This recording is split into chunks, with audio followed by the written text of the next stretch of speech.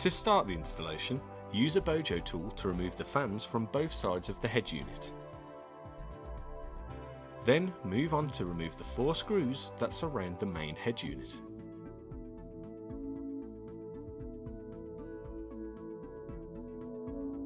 Disengage the arms of the Porsche blanking plate located at the bottom of the head unit and pull it up and away from the dashboard. You can then remove the main head unit and disconnect all the wiring in the process.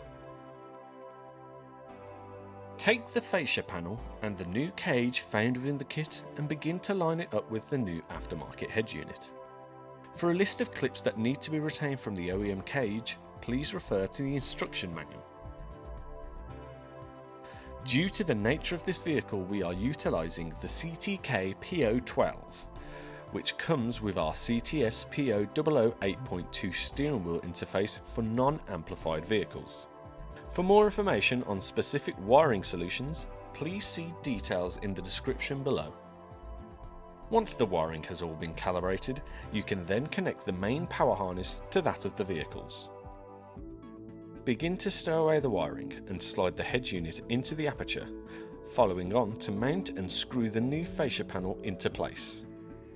Finishing the installation off by reinstalling the fans as well as the new fascia trim. With the CTK P012 now installed, the aftermarket head unit will play music through the vehicle's original sound system and will react to previous steering wheel control commands such as volume and track selection.